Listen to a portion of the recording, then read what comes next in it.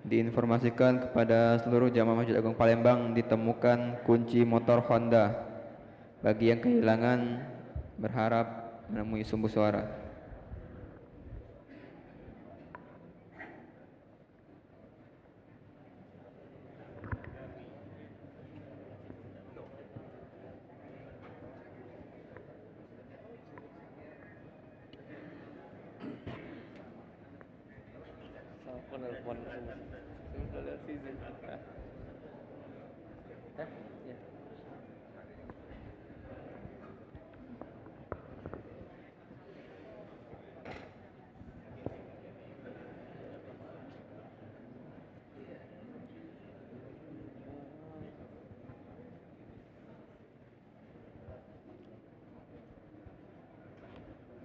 Bismillahirrahmanirrahim. Assalamualaikum warahmatullahi wabarakatuh. Alhamdulillahi rabbil alamin. Allahumma salli ala Sayyidina Muhammad wa ala ali Sayyidina Muhammad.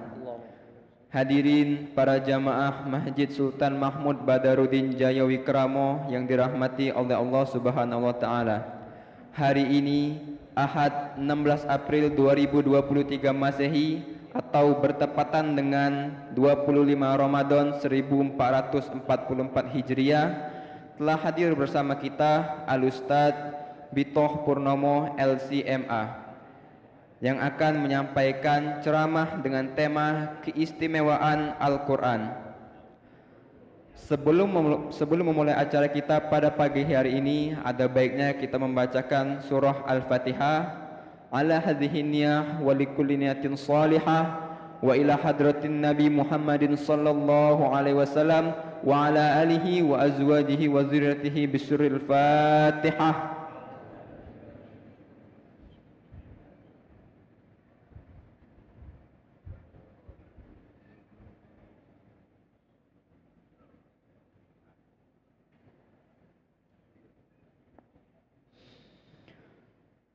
Baiklah, kepada Al-Mukarram Al-Ustadz Bitoh Purnomo LCMA dipersilahkan. Sallu ala Nabi Muhammad.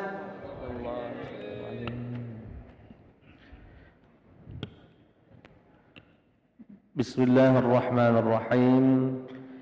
Assalamualaikum warahmatullahi wabarakatuh. Alhamdulillah Rabbil Alamin.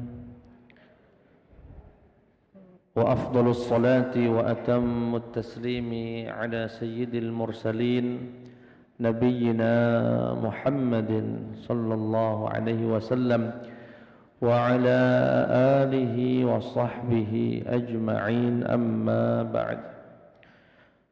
Jamaah salat subuh yang dirahmati oleh Allah Subhanahu wa taala, alhamdulillah thumma alhamdulillah, segala puja dan puji syukur kita persembahkan kehadirat Allah Subhanahu wa taala yang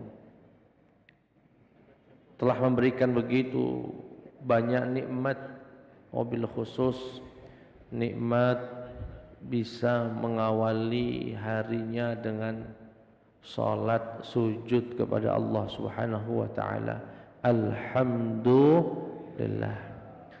Salawat beriring salam terlimpah curahkan kepada suri tauladan kita Nabi besar Muhammad sallallahu alaihi wasallam. Semoga kita semua mendapatkan syafaatnya yaumul qiyamati, amin ya rabbal alamin. Jamaah salat subuh yang dimuliakan oleh Allah Subhanahu wa taala, sebagaimana disampaikan moderator tadi, kita akan di pagi hari ini membahas tentang keistimewaan Al-Qur'anul Karim. Salah satu keistimewaan Al-Qur'an, dan banyak sebetulnya keistimewaan Al-Qur'an, namun dalam kesempatan ini kami akan sampaikan yang pertama, bahwasanya Al-Quran itu mudah dihafal. Al-Quran sekali lagi sebetulnya mudah dihafal bagi yang nak menghafal. Berkali-kali Allah Subhanahu wa taala di dalam surat Al-Qamar mengatakan a'udzu billahi minasyaitonir rajim wa laqad yassarnal qur'ana lidzikri fahal mim muddakir. Sungguh telah kami mudahkan, kami permudah Al-Quran lidzikri, untuk diingat, untuk dihafal. Fahal mim muddakir, maka adakah yang mau menghafalnya? Apa buktinya Ustaz bahwasanya Al-Quran itu mudah dihafal? Ya, alhamdulillah, ribuan bahkan jutaan orang di seluruh penjuru dunia banyak yang telah menghafal Al-Quran, baik yang ngerti maknanya sampai yang tidak ngerti maknanya. Bayangkan Pak, ada wong menghafal 6.000-an ayat, dia tidak ngerti arti. Itu semua karena dipermudah oleh Allah Subhanahu wa ta'ala. Dan bukan dalam rangka merendahkan atau meremehkan. Kami yakin betul ndak kate pastor apal Injilnya. Tidak ada kitab suci selain Al-Quran yang dihafal harfan-harfan, huruf per huruf, selain Al-Quranul Karim. Dan itu suatu kemudahan yang Allah berikan kepada umat Nabi Muhammad sallallahu alaihi wasallam. Dulu di tahun 2004, 2003, 2004, ada seorang anak umurnya 4,5 tahun, namanya Muhammad Husain Tabatabai, sukunya Persia, aslinya Iran, telah menghafal Al-Quran di umur 4,5 tahun dan menghafal tafsirnya di umur 5 tahun. Dan mendapatkan gelar doktor honoris causa, dapat hadiah dari Inggris di umur 5,5 tahun. Maka dulu di 2004 itu ada buku cukup terkenal, namanya Doktor Cilik. Ya, itu Muhammad Husain Tabatabai. Lebih dahsyat lagi dari Muhammad Husain Tabatabai, Abdurrahman namanya, aslinya dari Aljazair. Di umur 2 tahun dia ni tidak pacak ngomong Pak, satu kata pun tidak bisa. Sampai wong tuanya, apa bisu anak aku ini? Karena teman-teman sebayanya sudah mulai pacak ngomong 1 kata, 2 kata. Dia ni 2 tahun belum pacak. Di umur 3 tahun pun belum bisa mengucapkan 1 kata. Di umur 3,5 tahun beliau bisa berbicara, dan yang keluar dari lisannya Al-Quran, dan sudah hafal 30 juz. 3,5 tahun Pak. Walaupun dalam wawancara dia ditanya, Abdurrahman, kapan kamu merasa menghafal Quran itu dengan baik dan benar? Kalau dengan ahkam dan tajwidnya umur 6 tahun. Tapi umur 3,5 tahun, apa bayi wong tanya aku tentang Quran, aku jawab. Sekarang umurnya lah dewasa. Lihat itu Pak. Dan dia sekarang mendapatkan gelar, waktu itu mendapatkan gelar sebagai asghar huffazil Quran, penghafal Quran terkecil di dunia. 3,5 tahun, tidak pacak ngomong kata-kata lain, tapi begitunya berbicara Al-Quran 30 juz. Dahsyat sekali. Dan dulu ketika kita masih dengar dari guru-guru kita, Imam Syafi'i menghafal Al-Quran di umur 7 tahun. Pertanyaannya Ustaz, cak mana dapat anak-anak hebat mah itu? Ya kalau kita ini mungkin untuk bagaimana cara mendapatkan anak seperti itu, atau cucung lah. Nah, saat itu jamaah sekalian yang dimuliakan Allah Subhanahu wa taala, aku semangat betul nak baca biografi wong tuanya itu Pak. Ku baca nian biografinya wong tua Imam Syafi'i. Ku baca biografinya Muhammad Husain Tabai. Ku ikuti wawancara wong tuanya Abdurrahman Al-Jazairi. Setelah ku baca dan ku amati dan ku dengar wawancara, ada titik-titik persamaannya, Pak.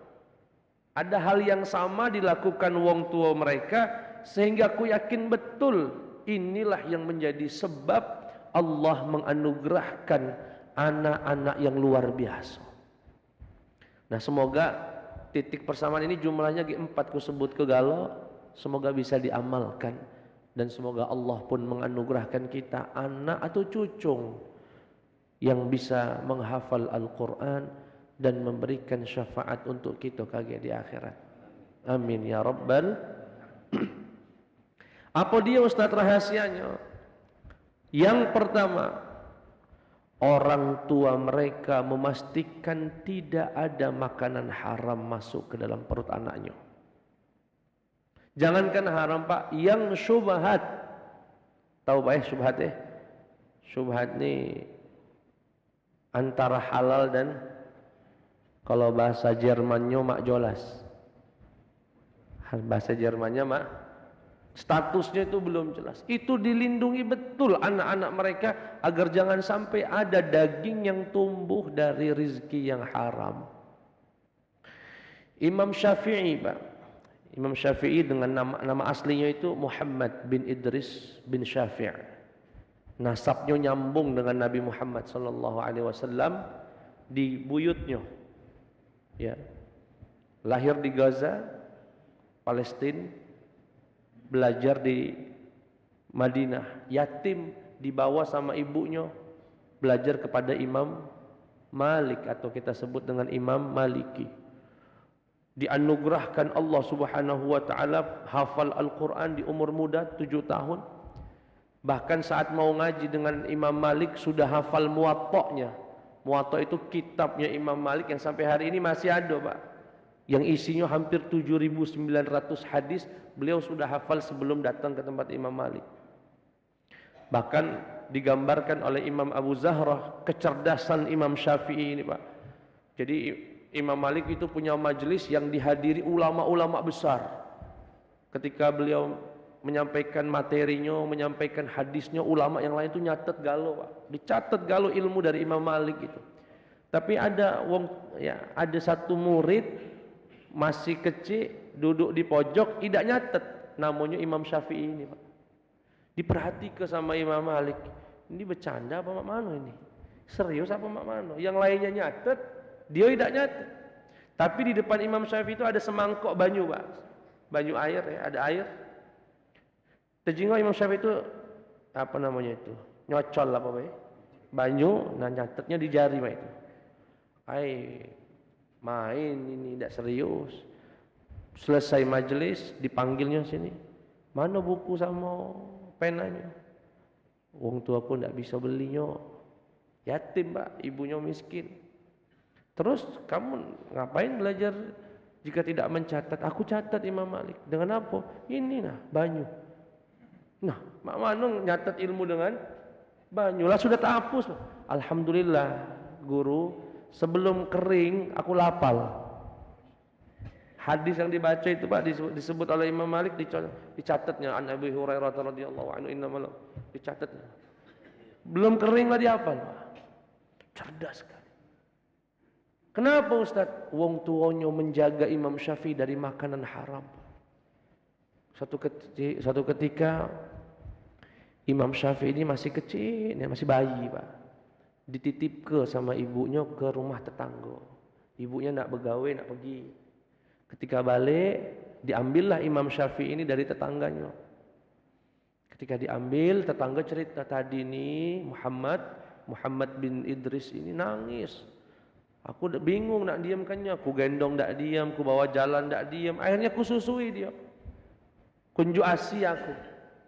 Oh iya, makasih, kata ibu Imam Syafi'i, makasih. Dimbeknya Imam Syafi'i ini dibawa balik. Tetapi sesampainya di rumah, sang ibu memasukkan jari telunjuknya ke tenggorokan Imam Syafi'i. Dimuntahkannya susu tadi, Pak. dimuntahkannya. Begitu sampai habis apa yang masuk ke dalam perut Imam Syafi'i. Penulis cerita ini periwayatnya menyampaikan, napolah sampai dimuntah ke itu. Rupanya tetanggonya Imam Syafi'i ini Pak, yang nyusui Imam Syafi'i tadi, usahanya adalah jual beli kambing. Tetapi kambingnya ini sering dirawat atau digembalakan di tanahnya dewek, tanah dia dewek. Namun sayang, tatkala kambing itu keluar dari lahannya, makan rumput tetangganya, tidak dihalangi, dibiarkan. Artinya kambing ini sering makan rumput di tanah orang tanpa izin. Dan itu yang dianggap oleh orang tua Imam Syafi'i, ibu Imam Syafi'i, syubhat ada rizki di tetangganya ini. Dan tidak galak itu masuk ke dalam perutnya Imam Syafi'i. Subhanallah. Sampai sedemikian rupa orang tua khawatir. Kenapa Ustaz? Kalau makanan haram itu masuk ke perut kita, disebutkan oleh baginda Muhammad, ada seorang laki-laki yutilus safar, ash'adz wa aghbar. Ada seorang yang dalam keadaan musafir, rambutnya sampai berdebu, yamuddu yadaihi ila sama, dia angkat kedua tangannya ke langit, nangis-nangis, ya Rabb, ya Rabb. Musafir, rambut berdebu, ngangkat tangan, merintih-rintih, mengatakan ya Rabb, ya Rabb. Tapi kata Nabi, doanya tidak akan dikabulkan Allah. Kenapa ya Rasulullah? Mat'amuhu haram, malbasuhu haram, mashrabuhu haram, makanannya haram, mashrab minumannya haram, malbas pakaiannya haram, fa anna yustajabulah. Bagaimana Allah akan mengabulkan doanya? Itu kalau ada makanan haram, termasuk syubhat. Nah kita ini, aku nak cerita pengalaman pribadi, bukan karena kita merasa wong baik, tapi kita nak meniru orang-orang baik. Selama Ramadan ini hampir tiap hari atau beberapa hari kami diundang buka bersama, Pak. Ya, diundang inilah itu diundang. Pak Ustadz bisa enggak ngisi tausiah di acara buka bersama? Oh insyaallah jam berapa? Tanggal berapa? Tanggal ini. Siap-siap dicatat insyaallah. Pas kami nak berangkat, terpikir Pak, wong rumah ndak mungkin ndak diajak, aku makan dewek di sana. Pasti aku ajak itulah. Tapi yang diundang oleh panitia itu saya. Bisa jadi panitia telah menentukan jumlah kotak nasinya untuk yang diundang, sedangkan istriku ndak masuk. Kalau aku bawa kemudian makan jatah siapa dia? Syubhat itu Pak. Terpikir. Akhirnya aku telepon panitia Pak, sehari sebelumnya. Besok jadi buka bersama. Iya insyaallah Ustaz ditunggu ya. Mak ini aku boleh enggak bawa istri? Ya Allah Pak Ustaz, bawa baik galau-galau Ustaz. Nah, kataku istriku cuma siko, dia bawa galau. Bawa galau ada istrinya. Padahal istri kita cuma siko. Pak, saya yakin andaikan aku tidak nelpon dan berangkat langsung, tidak mungkin tidak diinjuk istri aku. Pasti diinjuk itulah. Tetapi kekhawatiran adanya syubhat masuk ke dalam perut istri, perut anak kita, membuat kami repot-repot harus nelpon dan menyebutkan aku bawa istri dan anak aku siko, sama adik aku siko. Semua dalam rangka melindungi anak kita dari sesuatu yang syubhat, apalagi yang haram. Termasuk yang kondangan, mohon maaf kalau ada yang tersinggung. Kondangan anak 4 di bawah galau. Makan nambah pula. Bungkus pula. Nah, ngamplop 5.000. Mak mana kira-kira nasi yang masuk itu Pak Insya Allah halal Pak Insya Allah. Karena yang punya hajat itu biasanya lah niat ke. Tapi cari yang lain baik lah Pak. Jangan cara itu. Termasuk di hari raya kurban. Suka nyimpen-nyimpen Pala kambing lah hilang sih torpedonya lah belum mati, kambing lah hilang. Ya. Yang begitu-begitu tinggalkan, Pak. Kita lindungi betul anak-anak kita, termasuk yang mendapatkan sembako dari calon pejabat atau wali kota dan gubernur. Diterima sembakonya, dimakan, masuk perut anak kita, minimal syubhat kalau tidak haram. Kaget Pak, bentar lagi Pak, aku sebut ke itu contohnya, karena tahun depan banyak sembako keliling.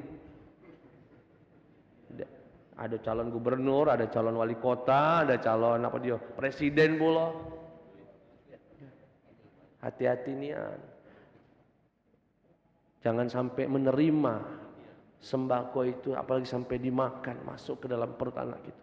Cari rizki yang lain baik. Itu rahasia yang pertama, Pak. Lindungi anak keluarga kita dari makanan-makanan haram, bahkan yang syubhat. Yang kedua, rahasia dari wong tua mereka yang tadi mendapatkan anak-anak yang luar biasa. Apa itu Ustaz? Orang tua mereka menanamkan cinta kepada para ulama. Menanamkan apa Pak? Cinta, hormat kepada para ulama. Para warasatul anbiya, pewaris Nabi Pak, yang melanjutkan dakwah Nabi. Nabi itu berkata, nahnu ma'asyiral anbiya la nuwarrisu dinaran wala dirhama wa innama nuwarrisul ilm. Kami para nabi itu tidak mewarisi harta, tidak mewarisi dinar, tidak mewarisi duit. Yang kami warisi adalah ilmu. Maka pewarisnya adalah para ulama, para habaib, ya para pendakwah yang mengajarkan kita, mengenalkan kita kepada Allah Subhanahu wa taala, yang mengenalkan kita pada Al-Qur'an. Tanamkan cinta kepada mereka, Pak. Kata Al-Imam Az-Zarnuji dalam kitab Ta'lim Muta'allim, beliau menasihati kita, wahai umat Islam, cintailah para pewaris Nabi yang melanjutkan dakwah Nabi. Maka insya Allah kalau tidak anak-anak kalian menjadi ulama, cucung kalian jadi ulama. Berkah dari mencintai ulama. Kalau tidak anak kita kaget yang jadi ulama, cucung kita kaget jadi ulama. Dan jujur baik, setelah aku tiba di Palembang, ku amati salah satu kelebihan wong Palembang itu cinta dengan ulama. Dan ini harus Bapak warisi ke generasi. Selalu generasi kita ini insya Allah generasi bapak-bapak apalagi yang sepuh ini, insya Allah generasi yang kagum dengan para ulama, cinta dengan para ulama. Tapi wallahu alam generasi 20 tahun di bawah kita ini Pak. Dan ini tugas kita mewarisi itu. Sebagai karakter yang mendarah daging dalam diri wong Palembang. Cinta dengan ulamanya, cinta dengan ahli Al-Qur'annya, cinta dengan para habaibnya. Dan itu menjadi rahasia kenapa para habaib lebih senang tinggal di Palembang daripada di tempat lain. Karena wong Palembang menyambut dan mencintai para ulama. Mak mana Ustaz cara kami menanamkan cinta, hormat pada ulama? Banyak caranya Pak. Kalau Bapak sedang megang anaknya atau cucungnya, gurunya lewat, guru ngajinya atau Pak Ustaz, salami, nak, ada Pak Ustaz salami nak. Itu cara Pak.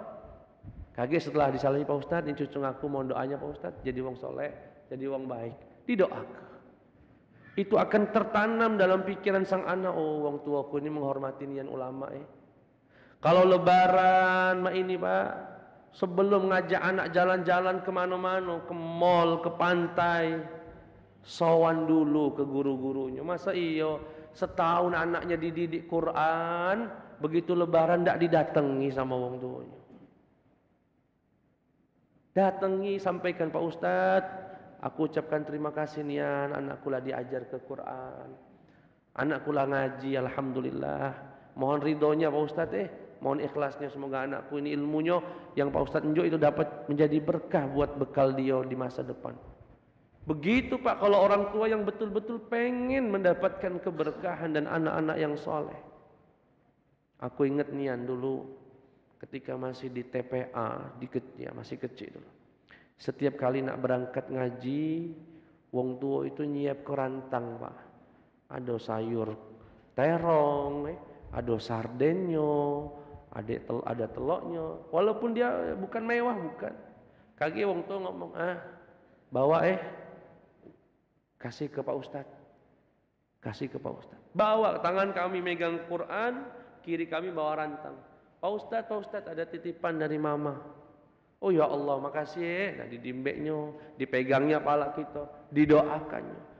Pak, dengan cara begitu jamaah sekalian, aku diajarkan kerendahan hati, itu diajarkan hormat pada ulama, dan yang pasti minimal sekali dari sekian kali aku menyampaikan rantang itu, memberikan rantang itu, hati sang ustadz tadi berkata, oh jadi wong soleh kamu nak, jadi wong sukses kamu nak, jadi wong baik kamu.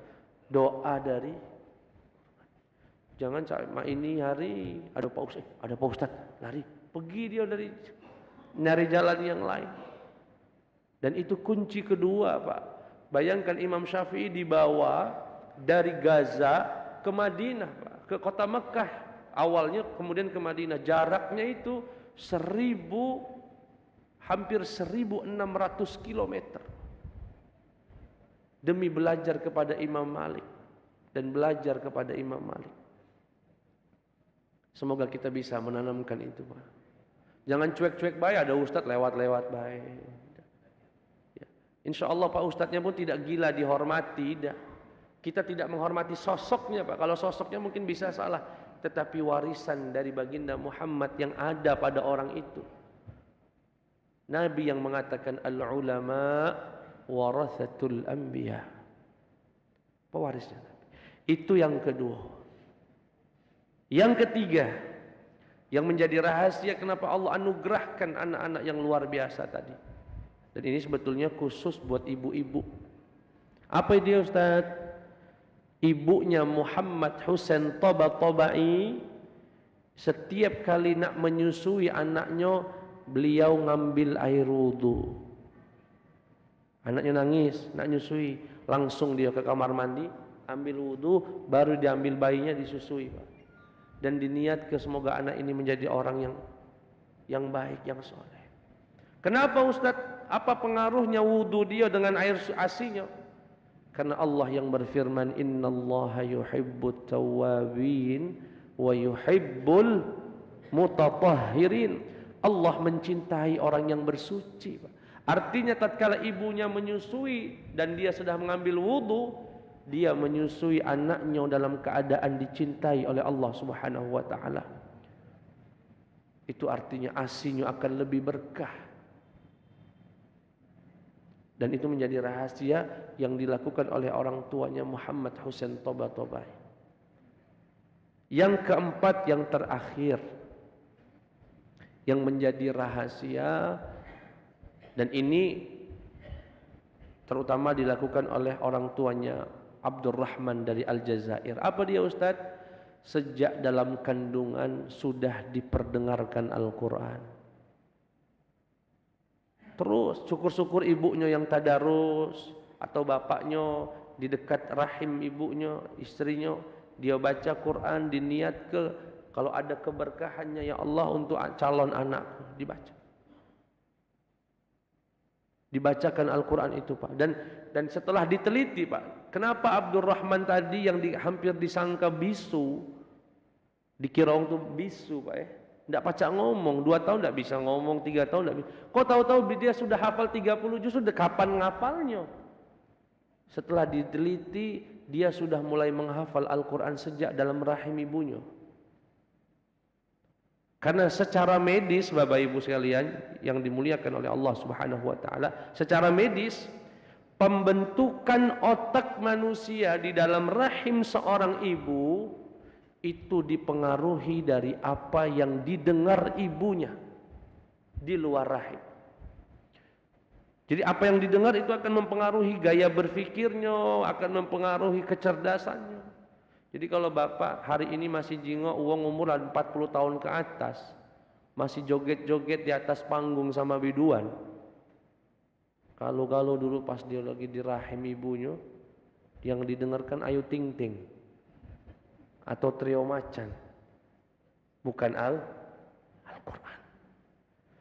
Dulu di Syria Pak, kurang lebih di tahun awal-awal tahun 2000-an di Syria, itu ada perkumpulan para ahli sains, yakni ahli ilmu, ingin meneliti pengaruh bismillah di sembelihan hewan.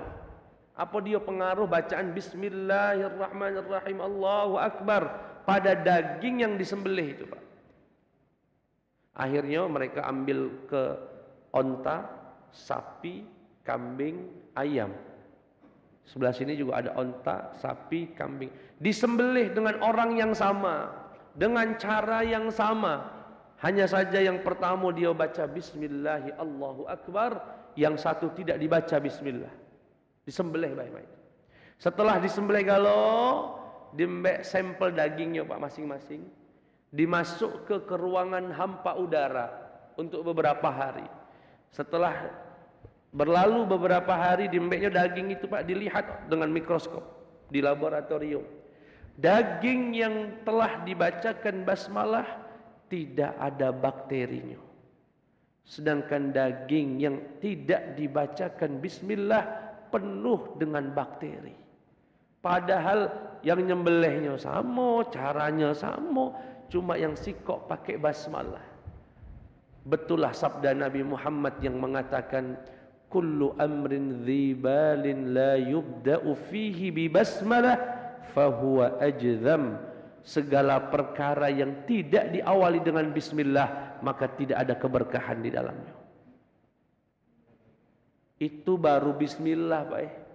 Bagaimana jika Al-Quran seutuhnya diperdengarkan kepada bayi kita, kepada calon cucu kita. Bapak kalau sekarang punya menantu sedang hamil atau sedang punya anak bayi, belikan Pak secara online atau apa di pasar Bluetooth Quran 30 juz. Setiap kali cucunya tidur, anaknya tidur, taruh di sebelahnya. Melok dia tadarusan 30 juz dalam satu Ramadan ini. Jika hewan saja dibacakan bismillah bisa mematikan bakteri yang ada di dalamnya. Apalagi Al-Quran 30 juz yang diperdengarkan dengan niat yang baik. Insya Allah. Itu sampai di Perancis Pak. Hasil penelitian itu akhirnya diambil sama wong Perancis di tempat pabrik penyembelihan hewan. Dipakai teori itu Pak. Mana caranya? Karena mereka bukan wong Muslim, jadi alat sembelih setiap kali hewan itu nak datang nak disembelih, secara otomatis kaki ada rekaman radio Pak. Bismillah, Bismillah, nyembelih hewan itu Pak. Yakin dia, bukan karena yakin dengan Allahnya, karena sudah diteliti secara ilmiah, terbukti bismillah itu satu kalimat yang penuh dengan keberkahan. Nah Al-Quran berapa kali bismillah Pak? Kalau jumlah Al-Quran ada 114 dan yang tidak boleh dibaca basmalah hanya surat Bara'ah atau surat Taubah, maka ada 113 kali basmalah yang diperdengarkan ke anak kita, ke cucu kita. Dan insya Allah akan dianugerahkan anak-anak yang cerdas, anak-anak yang pandai, dan anak-anak yang bisa dimudahkan Allah menghafal Al-Quran. Ya jadilah Pak, kok baik jadi cucu kita ini Pak, ada yang hafal Quran Pak. Yang nantinya diizinkan oleh Allah, disebutkan oleh baginda Muhammad, wa syafa'ahum fi ashratin min ahli baitih. Orang yang hafal 30 juz, orang yang hafal Quran itu akan diizinkan mencari 10 orang dari keluarganya agar dimasukkan ke dalam surganya Allah Subhanahu wa ta'ala. Jamaah sekalian yang dimuliakan Allah, itu yang bisa kita sampaikan pada cawisan subuh ini. Semoga bisa diamalkan ya, dan semoga Allah anugerahkan kita insyaallah anak keturunan yang insyaallah bisa menghafal Al-Quranul Karim. Amin ya rabbal alamin. Itu ada tanya jawab atau cukup? Tidak. Oh langsung doa. Baik. Sebelum doa sekali lagi Pak, lindungi anak kita dari yang haram. Lindungi betul. Tanamkan cinta kepada para ulama, para habaib, para ahli Al-Quran. Tanamkan cinta itu Pak. Dan yang ketiga, jika bisa ya, susuilah anak oleh ibu-ibunya dalam keadaan wudu dan niat agar air ASI-nya betul-betul membawa keberkahan pada sang anak.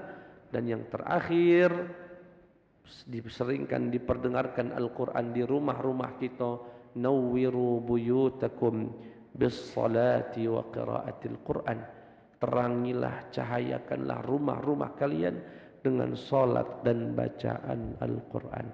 Bismillahirrahmanirrahim. Alhamdulillahi rabbil alamin. Wa sallallahu ala sayyidina Muhammad wa ala alihi wa sahbihi ajma'in. Allahumma innaka afuun karim tuhibbul afwa fa'fu anna ya karim. Allahumma ja'alna wa ahlana wa dhurriyyatana min ahlil qur'ani wa hamalatih. Allahumma ja'alil qur'ana syafi'an lana yawmal qiyamah. Ya Allah, ya Tuhan kami, anugerahkan anak atau cucu kami ya Allah, dan jadikan mereka min ahlil Qur'an ya Allah, min khassatik birahmatika ya arhamar rahimin. Rabbana taqabbal minna salatana wa siyamana wa du'aana wa sa'ira a'malina wa tub 'alaina innaka antat tawwabur rahim. Ya Allah, anugerahkan bangsa kami, negeri kami, pemimpin-pemimpin yang adil ya Allah, pemimpin yang takut kepadamu, pemimpin yang sayang kepada kami, pemimpin yang dapat mendatangkan keberkahan darimu ya Allah. Rabbana atina fid dunya hasanah wa fil akhirati hasanah wa qina adzaban nar. Wa sallallahu ala sayyidina Muhammad wa ala alihi wa sahbihi wa sallam. Walhamdulillahi rabbil alamin. Akhirul kalam. Assalamualaikum warahmatullahi wabarakatuh. Waalaikumsalam warahmatullahi wabarakatuh. Alhamdulillah, dengan berakhirnya doa tadi maka berakhirlah acara kita pada pagi hari ini. Kami informasikan kepada para jamaah bahwasanya ba'da zuhur nanti akan ada ceramah yang akan disampaikan oleh Al-Habib Muhammad Syukri bin Ali Syahab. Saya Muhammad Zuhri Ramadhani dari Ikatan Remaja Masjid Agung Palembang. Mohon maaf jika ada salah kata.